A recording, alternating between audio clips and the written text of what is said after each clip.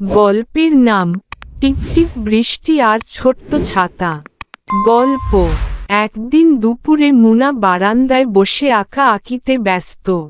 হঠাৎ করে আকাশে মেঘ করে এলো, আর কিছুক্ষণ পর টিপটিপ করে বৃষ্টি নামল। মুনার খুশির শেষ নেই। সে ছোট্ট একটা ছাতা নিয়ে বেরিয়ে পড়ল ববিকে নিয়ে। জনে মিলে গ্রামের ধানক্ষেতে হেঁটে বেড়ায়।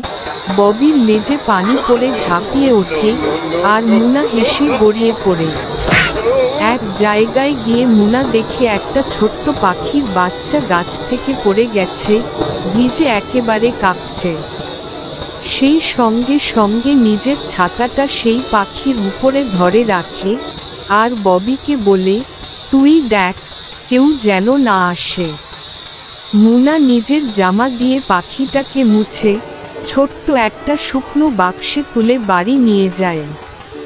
পরদিন সকালে পাখিটা ডানা ঝাপটায়, যেন বলছে, ধন্যবাদ ছোট্ট বন্ধু। শেষ দৃশ্য। মুনা আর ববি বারান্দায় বসে আছে। পাখিটা উড়ে চলে যাচ্ছে আকাশে। মুনা বলে, ভালোবাসা মানে শুধু নিজের জন্য না, ছোট্ট কারো জন্যও হতে পারে। লিখেছেন জাহেদ ভাই। কেমন হয়েছে কমেন্টে জানাবেন। ইউটিউব থেকে দেখলে চ্যানেল সাবস্ক্রাইব করে দিবেন, ফেসবুক পেজ থেকে দেখলে ফলো করে দিবেন প্লিজ।